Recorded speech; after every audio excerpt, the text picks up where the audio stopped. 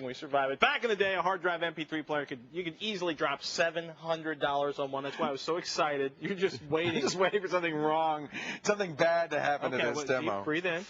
Because actually, something already wrong happened to this demo. Yes. We had this scheduled for a month ago. It canceled it because you fried. I fried this little gadget here. So now everything's back. So it's already gone wrong. We're going to put it together. We don't have much time. Okay. So let's do it. Talk about this. So the trailer at PGRC.com's MP3 player essentially started out as an MP3 player project. You'd have to add a power supply and a hard drive. And so it's a little motherboard, basically. It's a little motherboard, basically, and you've got RCA jacks out, and you've got a headphone out, and you've got a bunch of different ways to put power in. But it's a kit. Well, it's a kit. It doesn't come with it. It's very DIY. Because when I first bought this, actually, it would play and it would pause and the volume kind of worked. The random play definitely did not work, but it was pretty cool. And that's all in the firmware? It's all in the firmware. And the firmware they've been working on for like 3.5 years. Is it DOS or is it its own operating system? You know what? I have no clue. Because I don't really read the little A's and B's and C's that come across in the hexadecimal. But if you look at PGRC.com, basically it comes as a project. You can buy the board. I bought it assembled because I know how well I don't solder. Right. So I decided to get it assembled. But the memory, they started using that about a year ago, and that, of course, caches. Caches the MP3 data off the hard drive. Hard drive, in this case, for this demo, I'm going to use this one right here. But it'll actually power a 2.5-inch hard drive, a notebook hard drive. So if you want to make it a portable unit, the 12-volt input's really good for that. And what came out about a year and a half later, I hope I have the dates right on this, is this thing, which is what we have. This is what broke. Well, what broke was actually, if you look in here, we have a big old piece of electroluminescent material. It's a backlight for this screen. Okay. That wasn't the problem. The problem was I was using a power supply. Instead of a 9-volt battery. Instead of a 9-volt battery, and I leaned on it. So go ahead and hit the power supply. I'm pretending Okay, I'll hit the power supply. No, you don't want me to touch it. Stay away. Okay, so that's going to boot up the drive? Only if I actually plug the power supply into the... Oh, it's getting worse by the minute. I just can tell. The thing is going to fry. Is it going to fry? You may have killed it, Leo. It's kind of impressive. No. It's actually not booting. No. This is really... Leo... Oh, there it is. We just had the brightness set up too high. Okay. And actually see what it'll actually do. And if I plug the hard drive cable in correctly, it'll actually boot up, find the hard drive, and show that. It's plugged in.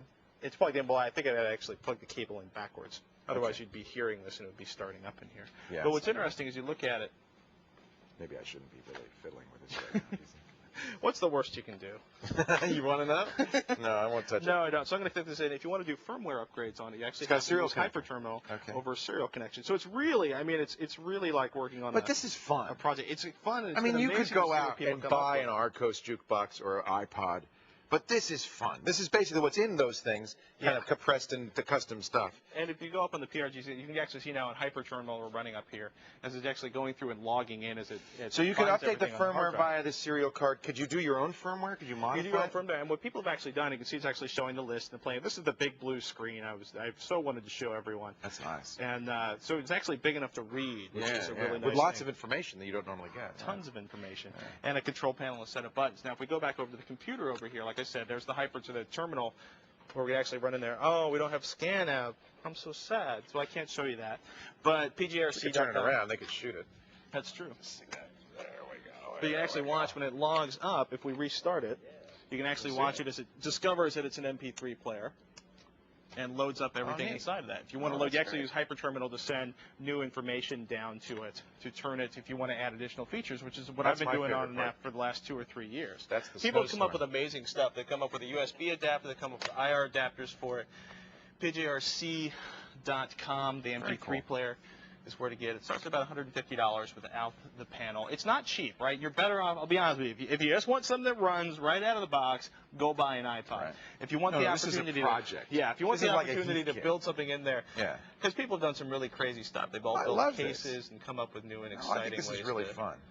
All sorts of ways to put it together, sure. Exactly. So build your own MP3 player with all the parts. And I'll even tell you about my terrible saga of burning out the inverter. And I also want to quick thanks to CoolNeon.com over in Berkeley, who hooked me up with a new power inverter so I could power it this time with some, gentle advice about not blowing it out. If you want the scoop on the project, hit thescreensavers.com for my